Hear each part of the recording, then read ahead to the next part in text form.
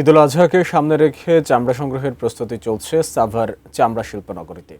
এবার গরু, ছাগল, মহিষ মিলিয়ে প্রায় 1 কোটি পশুর চামড়া সংগ্রহের লক্ষ্য ব্যবসায়ীদের।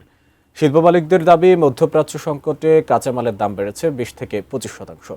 আর নিয়মিত লোডশেডিংয়ে দ্বিমুখী চাপে পড়েছেন তারা।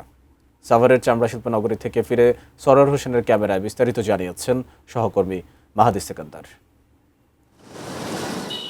সাভারে বংশী নদীর তীরে গড়ে ওঠা চামড়া শিল্পনগরীর ব্যস্ততা বেড়েছে।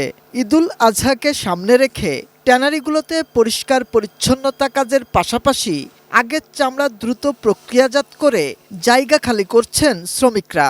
কাঁচা চামড়া প্রক্রিয়াজাত করতে মজুত চলছে লবণেরও। যে চামড়া কোরবানির সময় কালেক্ট হবে সেই চামড়াটা আমরা সঠিকভাবে সংরক্ষণ করতে পারি, আমাদের ফাইনালি এই প্রস্তুতিটাই নিচ্ছি। চলতি অর্থবছরে এপ্রিল পর্যন্ত 10 মাসে 103 কোটি 75 লাখ ডলার লক্ষ্যমাত্রার বিপরীতে চামড়া খাত থেকে রপ্তানি আয় এসেছে 98 কোটি 80 লাখ ডলার।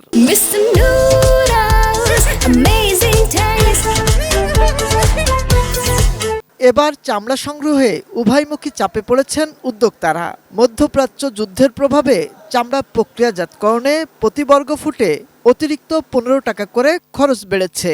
এর সঙ্গে রয়েছে দিনে 2-3 ঘন্টার বিদ্যুৎ বিভ্রাট। আপনার বিদ্যুতের খরচ বেড়েছে, আপনার সাথে সাথে আমাদের কেমিক্যাল কস্ট বেড়েছে। বিশেষ করে ইউরোপের যে কেমিক্যালগুলি আমরা ইম্পোর্ট করি সেগুলির প্রাইস অনেক বেড়ে গেছে। বিশ্লেষকরা বলছেন, কেন্দ্রীয় বর্জ্য শোধনাগার ঠিকমতো কাজ না করায় দেশের দ্বিতীয় শীর্ষ এ রপ্তানি খাতের দৈন্যদশা। দায়ী দিলেন নীতি নির্ধারকদের মনোযোগের অভাবকে। যতক্ষণ পর্যন্ত ইটিপিটা সঠিকভাবে কার্যকর না হবে, কোনোদিনই আমাদের এই শিল্প রপ্তানি পর্যায়ে মাথা তুলে দাঁড়াতে পারবে না। যেহেতু এটা সরকার কর্তৃক পরিচালিত হয়, তাহলে আপনাকে সরকারকেই এটার জন্য দায়বদ্ধতা নিতে হবে। পরিবেশ দূষণের দায় মাথায় নিয়ে বছরের পর বছর ধরে $1 বিলিয়ন ঘুরপাক খাচ্ছে সম্ভাবনাময় চামড়া শিল্প খাত। সাভারের এই চামড়া শিল্পনগরীর দুঃখ কেন্দ্রীয় বর্জ্য পরিশোধনাগার সিটিপি, যেটি স্বয়ংসম্পূর্ণ না হয় চামড়া শিল্প তার লক্ষ্যমাত্রা অর্জনে আজও সক্ষম হয়নি। মাহাদি সেকেন্দার, এটিএন নিউজ, সাভার, ঢাকা।